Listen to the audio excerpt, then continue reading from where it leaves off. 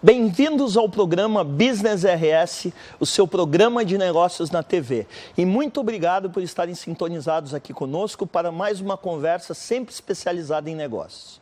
No programa de hoje, recebemos Paulo Amorim, CEO do Cenex, Centro de Excelência Empresarial, especialista em relações humanas, ex-vice-presidente mundial da Dell na área de recursos humanos. Para ficarmos por dentro do bate-papo, vem aí o quadro Entrando no Assunto.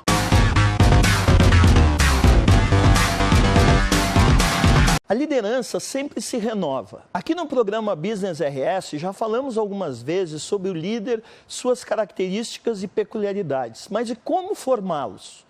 O sentimento da liderança está dentro de cada um, mas precisa ser impulsionado e desenvolvido. Num contexto onde empresas possuem funcionários de diversas gerações, é preciso saber ocupar seu espaço e desenvolver um perfil de liderança. Apenas experiência dentro das corporações não garante eficiência.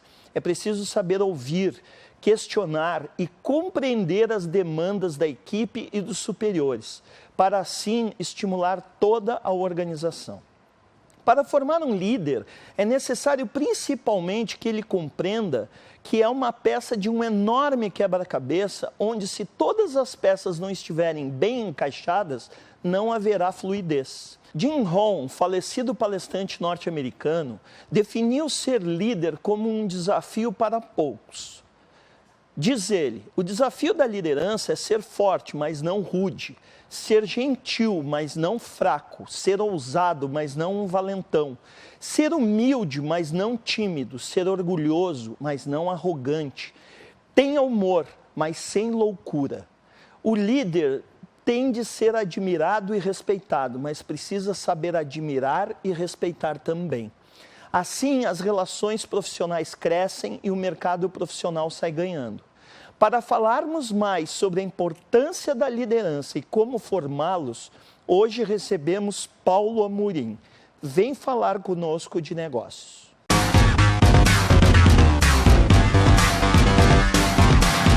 Ele é CEO do Cenex, Centro de Excelência Empresarial, especialista em relações humanas, administrador de empresas e ex-executivo global da Dell na área de recursos humanos. O programa Business RS de hoje tem a honra de receber Paulo Amorim. Eu diria, meu amigo Paulo Amorim, seja muito bem-vindo. Muito obrigado, Paulo. muito obrigado. Prazer estar contigo aqui, Ronaldo. Pessoal que não sabe, né, Paulo, contar um pouquinho da nossa história. Eu e o Paulo tivemos o prazer de trabalhar junto na Dell Computadores, o Paulo executivo de recursos humanos, eu na área de manufatura e depois na área de serviços. E abrimos a fábrica de Hortolândia juntos, né, Paulo? Inauguramos, transferimos daqui para lá e inauguramos lá. Exatamente, Uma muitos desafios. Desafios grandes também. Bela experiência. Isso aí. E hoje tu te encontra como responsável pelo Cenex, um centro de referência no Rio Grande do Sul. Gostaria de saber o que te levou a buscar esse desafio e como é que está o Cenex hoje. Tá bem. Bom, primeiro eu quero agradecer de novo aí o convite, é sempre muito bom encontrar o amigo, né? Com certeza. E poder aqui estar prestigiando esse programa que está tomando já bastante corpo aí no nosso estado. O que me levou para o Cenex? Eu saí da vida executiva no final de 2015, por aí, final de 2014, início de 2015, fui empreender, tu sabe bem o que é a vida do empreendedor, passei uns 3, 4 anos empreendendo, mas a veia executiva nunca desapareceu, a vontade de estar em contato com organizações e tal. E o Cenex, que é uma entidade que foi criada há 32 anos atrás por empresas mantenedoras, que são grandes empresas no estado do Rio Grande do Sul, me trouxe um desafio de fazer uma nova curva. Nesses 32 anos passaram 7 mil executivos pelo Cenex, e o convite é, vamos fazer os próximos 30 anos, né? Já que eu sou jovem, com certeza tenho mais 30 anos. Somos, né? Somos jovens, né? Então, estar à frente de um centro de referência que tem como missão formar líderes, formar executivos, mas mais do que isso, assim, que possam transformar as organizações, transformar a sociedade, me atraiu. E isso foi o que me trouxe para o Cenex. Eu estou iniciando o meu 4º mês aí, mas como eu brinco com o pessoal que trabalha comigo, já parecem 4 anos aí. E eu diria, né, Paulo, que até pelo teu perfil, que eu conheço bem, tu é uma pessoa que gosta de desafios, e eu diria que dentro do contexto que nós vivemos, nada melhor, né? Porque já trazendo o assunto à tona. Liderança, disruptura, novas tecnologias. Como é que tu estás enxergando tudo isso e como é que o Senex está se preparando para tudo isso? Perfeito. Essa é uma excelente pergunta, Ronald, porque assim, é a pergunta que está na mesa de todo CEO, na mesa de todo presidente, e eu não diria só das grandes empresas, das pequenas e médias empresas também. Perfeito. Não é minha a deixa de que o mundo está se transformando cada vez mais rápido, a exponencialidade que tanto a Singularity trabalha, né? Mas que também o mundo é um mundo de abundância. Então, isso está trazendo para a liderança um novo perfil. Depois eu sei que a gente vai poder estar aprofundando um pouquinho mais. O que o Senex está fazendo? O Senex trabalha 3 grandes pilares na formação de lideranças para se preparar para isso. Os nossos facilitadores, as nossas formações, elas se baseiam, primeiro, numa forte experiência acadêmica, científica, então contemporânea, então muito conhecimento por trás. Pessoas com vivência, então assim, ok, não basta ter só a experiência acadêmica, ter vivência, e que trabalham com metodologias ativas de aprendizagem. Esse triângulo em que tu traz a academia, o científico e que tu traz também a aprendizagem junto com a prática, é o que faz com que o Senex esteja se preparando e preparado para vir para esse novo momento. Paulo, esses nossos assuntos aí nós temos... poderíamos ficar aqui 1 hora e pouco falando só disso, infelizmente nosso tempo é restrito, mas tu me deixou um gancho muito interessante sobre a questão da academia, né? Tive a oportunidade de ir no Vale do Silício, agora está fazendo 1 ano, e a junção lá entre academia, empresas e Estado é absolutamente fantástica, não é à toa que o Vale do Silício se tornou o que é hoje, né? Tu entende que a academia no Brasil, ela está entendendo esse momento que está acontecendo no mundo e que vai chegar aqui e ela está participando ativamente disso? Olha só, eu acho que no Brasil nós temos uma realidade interessante que ela vale tanto para empresas quanto para academias. Tá? E aí quem está no mercado, quem está fazendo cursos, vai saber do que eu estou falando. Há um movimento, sim, da academia de entender que isso é importante, de entender que o caminho que a gente tem que ir é de uma conversa maior entre empresa privada, empresa pública, academia. Há movimentos interessantes já ocorrendo dentro do mercado, em que a gente nota várias universidades, várias escolas de administração vindo para esse momento, mas ainda temos um bom caminho a trilhar. Aliás, eu diria um caminho bem longo. A academia começa, sim, a interagir mais com o mercado, começa a trazer, já faz algum tempo que traz as entidades privadas para dentro, mas olhando o Brasil como um todo, ainda temos um desafio aí de cada vez mais ir construindo esta cola. A linguagem corporativa e acadêmica ainda precisam começar a ser mais alinhadas, vamos dizer assim, na minha opinião. E mais próximas, né? Eu falo como professor que sou. Então eu estou dentro da academia também. A gente conhece os dois lados, né, Paulo? A pesquisa científica é outra coisa que nós precisamos muito no nosso país, aprofundar a pesquisa científica. A pesquisa científica subsidia o crescimento. Até porque muitos pesquisadores estão saindo, infelizmente, daqui, né? Exatamente. Pesquisadores, executivos. Então, assim, a gente precisa criar esse nicho, esse ecossistema, que foi o que os Estados Unidos fez. Criou um ecossistema que se retroalimenta. Nós precisamos ir por esse caminho. Mas há um desafio grande ainda. Paulo, nosso papo está fantástico, nós vamos para um rápido intervalo comercial. Perfeito. Lembrando que esse programa tem patrocínio da Sociedade Gaúcha de Coaching, líder em formações presenciais de coaching desde 2016, celebrando nesse momento a turma 100. E treinamento vivencial Guerreiros Não Nascem Prontos. Aquilo que fazemos em vida ecoa na eternidade. Voltamos já já.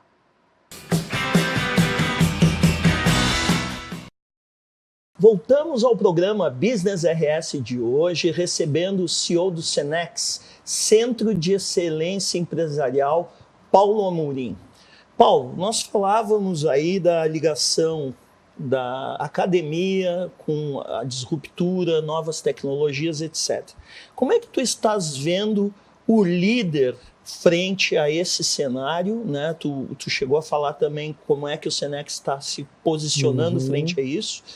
Mas eu quero saber especificamente assim, a alta liderança, a alta gestão está enxergando tudo que está acontecendo, eles estão se movimentando e como é que a gente pode equilibrar o novo e o velho? Perfeito. Há um movimento, sim. Os líderes, eles hoje estão... Estou falando da alta direção dos executivos, todos eles de uma forma ou de outra já estão sensibilizados com o momento que a gente vive. Muitos já fizeram um movimento nesse sentido de, bom, o que eu preciso fazer? Outros estão pensando e outros já estão até, de uma certa forma, não diria avançada, mas com movimentos mais acelerados. É bem legal que tu trouxe esse aspecto do novo e do tradicional. Tem um autor americano chamado Shel Silverstein, que ele trouxe uma palavra que eu acho muito legal e ilustra o mundo de hoje, que a palavra é tessaract. Tessaract diz o seguinte, em um resumo, é um momento, uma era ou uma organização, uma cultura em que o tradicional já sinalizou que ele não vai mais atender bem como ele atenderia, o novo já chegou, mas ainda não se configurou, e o tessaract é o momento do meio. Muitos chamam isso de empresas ambidestras, que seria o seguinte, o líder hoje ele está navegando neste meio, ele precisa navegar no tradicional, ele precisa adotar o novo, mas ele tem que lidar com os dois ambientes. E este é o grande desafio, e talvez isso que deu essa incomodação. Sim, os executivos estão se movimentando, repetindo o que eu falei nossa primeira conversa, o Synex está se preparando e está preparado para ajudar nisso, mas esse entendimento é bem importante. É um mundo de dois lados. E para mim, eu acho que nós não vamos mudar mais. Nós vamos, quando esse tradicional desapareceu, o novo virou tradicional e vem outro novo. É o tal de mundo VUCA, né, Paulo? O mundo VUCA, exatamente. Tu vai, a certeza é que vai estar sempre tudo em uma constante mudança. E o líder está nesse meio. E né? até porque hoje nós temos 4 até 5 gerações dentro de uma organização. Não se pode simplesmente abandonar o velho e buscar o novo, e o contrário também. O contrário também. E outro aspecto importante, aliás, é um ponto bem importante, nós estamos vivendo mais. Então, quem tinha saído das organizações está voltando. Nós estamos chegando aí com 14 anos, como aprendizes do Senai, enfim, com 14 a gente já entra na organização. E com que idade a gente está saindo? Eu não sei. Eu sou jovem, tenho 54, não pretendo sair antes dos 65, 70 anos. Então, realmente, as gerações estão se encontrando. Ora, o líder está com esse desafio na mão. Ele precisa lidar com esse mundo ambidestro. E, para isso, ele precisa se preparar. Não é fazendo o que a gente fez no passado que a gente vai garantir o nosso sucesso de liderança no presente. Então, para mim, esse movimento ele já começa a ocorrer. Claro que alguns mais rápido, outros, né, respeitando os tempos e as maturidades organizacionais, que a gente sabe que cada organização hoje tem uma maturidade, que é algo importante a ser respeitado. Cultura e maturidade da organização. Perfeito. E, Paulo, como é que quais os programas que o Synex oferta hoje para os líderes dentro desse contexto complexo que nós estamos falando? Nós temos um programa que é um programa de desenvolvimento comportamental de líderes, que vem sendo o carro-chefe do Synex há muitos anos, que é chamado de PDEC. É um programa de 200 horas, que é um programa de imersão. São 6 módulos, o profissional tem realmente uma transformação comportamental, mas mais importante, inclusive, dentro desse programa é que ele tem uma base na neurociência, ele utiliza metodologias ativas de aprendizagem. Os nossos facilitadores são executivos, são engenheiros, neurocientistas. Nós temos um mundo multidimensional. Esse é um programa, eu diria que é o maior programa do Synex, mas nós temos também um programa para a primeira liderança, que é um programa que é para quem está chegando, para os líderes que estão chegando. E logo, logo, o mercado vai ser apresentado a um programa que está saindo, que eu inclusive voltei de viagem agora, eu estava trabalhando ele, que vai ajudar os líderes a navegarem na cultura ágil, no mundo de transformação. Esse programa ele vai ter é um programa de transformação comportamental, que é o foco do Synex, mas ele vai ajudar os líderes a como é que eu navego no mundo das megatendências, como é que eu refaço as sinapses que eu preciso para navegar nesse novo mundo em que a neurociência está nos ajudando muito, aliás, a neurociência está crescendo muito, e como é que é uma organização que tem uma cultura ágil, fazendo referência ao mundo das startups lá do Silicon Valley. Então, esses são 3 programas. Nós temos um programa de liderança inovadora, que também ajuda os líderes a olhar esse mundo de inovação, e, por fim, um programa para pequenas e médias empresas. Mas o que eu queria conversar, e eu acho que é importante salientar, Ronald, é que nós temos o braço chamado sob demanda, ou on demand no Synex agora, que isso é uma coisa que surge esse ano, que é o seguinte, se nenhum desses programas atender na totalidade a necessidade de uma organização, eu estou à disposição, eu vou na organização, eu sento, fazemos uma reunião, não há nenhum compromisso, o que eu estou chamando de Synex consultivo. E aí nós montamos o programa que fizer sentido para aquela organização. Claro. Porque a gente sabe que nós temos diferentes muitas variações. Muitas variações, né? Então, assim, Bom, não é A, não é B, não é C, não é D. Ok, então nós montamos um programa específico para a necessidade do líder, para a necessidade da organização. Então, eu estou chamando isso de Senex consultivo, não é consultoria, porque isso não é vendido, isso faz parte do Senex, que é ir além de uma empresa que faz formações, é uma empresa que cria um relacionamento com o mercado, que fomenta o compartilhamento da informação. Então, Paulo, nós dois chegamos a conviver com alguns jovens da geração Y na Dell, né? Eu me lembro bem de piadas que tu contava em algumas palestras, né? Que tu levantava e o estagiário pedia para te alcançar um copo de água para ele, né? Tu como diretor de RH e depois vice-presidente. Como é que tu enxerga hoje a geração que está vindo depois da Y aí, que é a geração alfa? Eles estão tão rápidos quanto mais rápidos.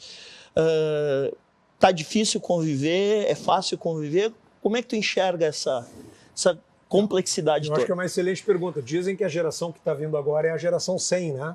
Que é a geração que vai viver mais de 100 anos. Apesar de na nossa geração já existem pessoas vivendo mais de 100 anos.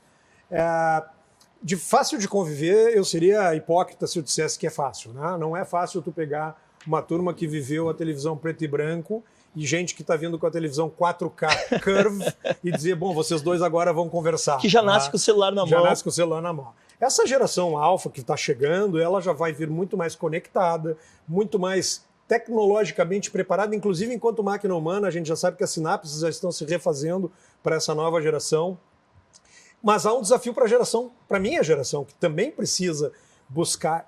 E eu acho que a questão toda, sim, há um desafio, não é a alfa vir para, vamos dizer assim, o que é chamado de veterano, que eu não gosto, e nem a do veterano ir para a alfa. É onde é que nós nos encontramos no caminho. Onde é que vai estar esse porque equilíbrio? Nós vamos ter que trabalhar juntos. Perfeito. E o líder vai ter que liderar essa turma. Então o desafio é alto, sim, é grande, porque há muita disparidade nas formações, mas ele é necessário. É preciso que as pessoas comecem a olhar a distinção entre gerações não como um problema, mas sim como algo a ser endereçado dentro das organizações. Paulo, eu vou querer no próximo bloco que nós possamos abordar a questão do desafio, né? Tu como um executivo de uma instituição de educação, como trabalhar isso nessa geração e em todas as gerações, porque como eles nasceram com o celular na mão, nós temos uma problemática de atenção, de foco aí muito grande, certo? Ótimo, e tem e existe caminhos de aprendizagem para a gente endereçar essas questões. Vamos falar sobre isso já já. Com certeza. Vamos para um pequeno intervalo comercial e voltamos já já para o programa Business RS.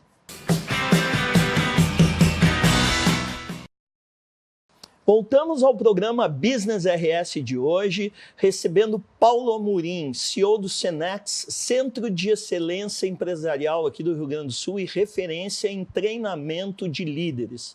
Paulo, nós conversávamos no último bloco sobre as gerações, especificamente a Alfa, que está ascendendo aí, chegando aí, né? O meu filho é um representante dessa geração. E que formatos nós temos de aprendizagem para esse pessoal que está acostumado com o celular na mão, fica impaciente com vídeos de mais de 5 minutos? Como reter esse pessoal em sala de aula para, de repente, fazer um programa de 200 horas? Eu acho uma pergunta excelente, Ronald, até porque, assim, quando a gente pensa no mundo da aprendizagem, a gente tem que lembrar do mundo ambidestro, né? Nós temos hoje essa turma chegando, mas nós temos uma turma que já está aí, que são os, eu chamo da geração Forever Young, né? Que somos nós, jovens para sempre, né? Então, como é que a gente trabalha o ensino? Então, da mesma forma que as empresas hoje têm que preparar o líder para lidar com os dois ambientes, a aprendizagem trouxe recentemente, há alguns anos, as metodologias ativas de aprendizagem. E as metodologias ativas de aprendizagem, elas usam pressupostos diferentes. Por exemplo, conteúdo virou commodity. Então, tu vai ler em casa, tu vai assistir um vídeo, etc. Dentro de uma sala, no presencial, tu tem que viver experiências, tu tem que refletir sobre as experiências. Esse é um exemplo, né? Existe o microlearning, acho que nem tem uma tradução, mas esses dias eu aprendi a fazer creme brulee num vídeo de 1 minuto. Tá? Então, que antigamente tu tinha que ler uma receita. Então, tu tem microlearning. Tu tem, por exemplo, tu tem hoje a classe invertida, né, que chama-se Flipped Classroom, que é tu discutir muito mais, debater muito mais em classe. E trazer também tecnologias, realidade virtual, realidade aumentada. Bom, mas como é que tu conjugas isso com a nova geração? Eu gosto muito da ideia do ensino híbrido. Qual é a ideia do ensino híbrido? Tu não precisa lembra, tu não precisa ir todo para o novo e nem, ficar no PowerPoint. Tipo, nem tanto céu, nem tanta terra. Nem tanto céu, nem tanta terra. Presencial às vezes não é possível, tem que começar a desvendar cada vez mais o mundo da webinar, como nós estamos aqui, o mundo do vídeo, como é que o mundo da gamificação. Perfeito. Tem que começar a trabalhar a gamificação, e existe uma estatística que diz que em breve 85% da nossa vida estará gamificada, e nós temos que trazer isso para a aprendizagem. E já tem várias startups atuando nisso. Então, as entidades de educação, e é o caso do Senex, elas começam a se aproximar desses dois mundos. No tradicional, a gente fica com o presencial, a gente fica com alguma coisa de conteúdo, mas sai daquela classe, aquela sala de aula tradicional, o professor clicker, né, que é aquele que tem mais slides do que tempo de aula e fica só clicando o slide, e entra para o mundo experiencial. Então, assim, Ronald, vai lá, experiencia, vamos vir aqui para dentro de casa e vamos discutir como é que foi a experiência. Como é que foi? Só para fechar essa tua pergunta, existe uma pirâmide chamada pirâmide de William Glasser, que ela trabalha... Eu entrego em sala de aula. Então, assim, ali pelo topo estão o quê? As aprendizagens por experiência, por reflexão e ensinando.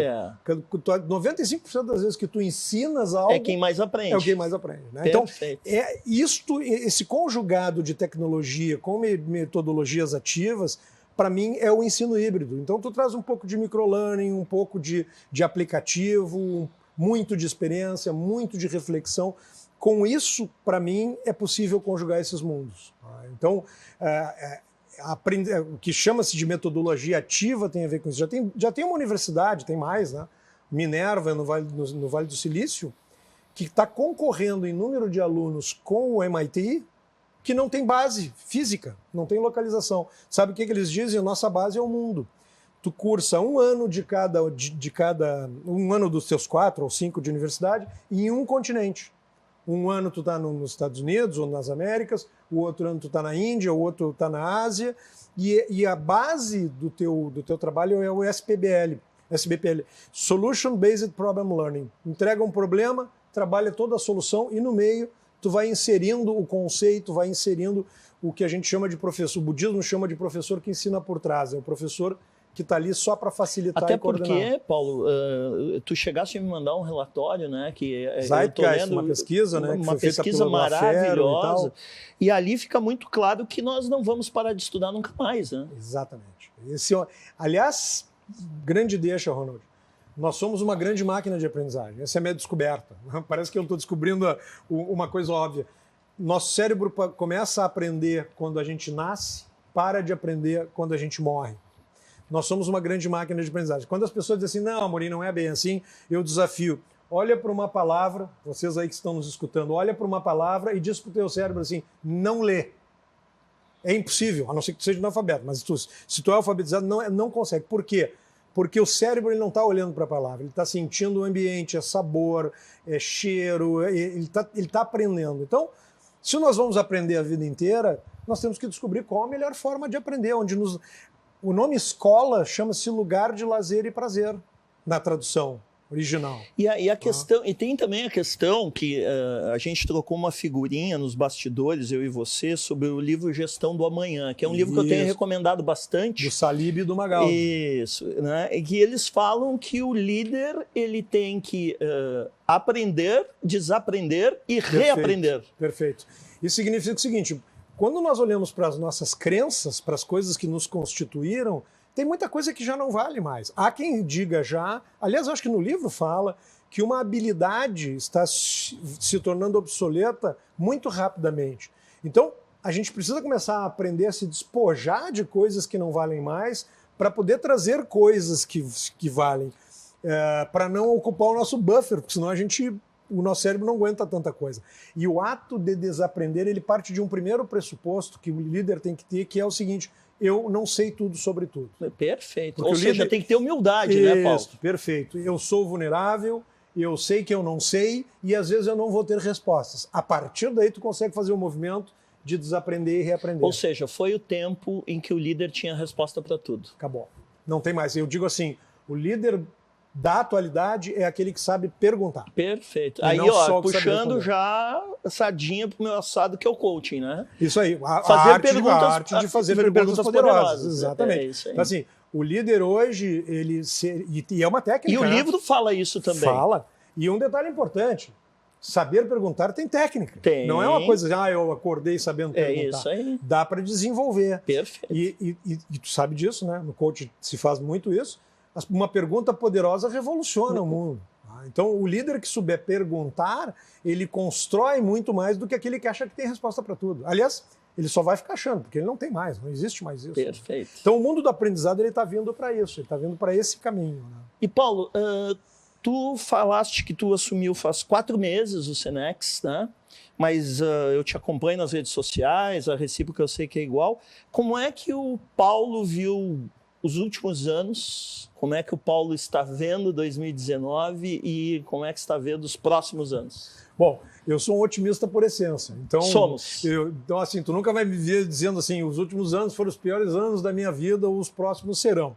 Mas foram desafiadores. Perfeito. Vivemos um desafio nesse país, e eu não estou aqui tratando de política, eu estou tratando de realidade. Perfeito. Tá? Vivemos um desafio muito grande. Tu sabe, né? Tu é empresário, passou, eu era empresário, na verdade eu continuo, só que eu sou agora empreendedor interno. Foram muito desafiadores. Porém, quando eu olho para frente, eu enxergo um país transformado. Na verdade, nós já viemos nos transformando. Mesmo a crise transformou esse país. De 2019 para frente, eu vejo um futuro muito promissor para todos nós, para todos, desde que o brasileiro traga a civilidade de volta. Que ele olhe o seu país não para derrubar A ou B, mas para construir um país melhor. E eu estou muito otimista. O que a gente passou, eu não acredito que a gente passe de novo.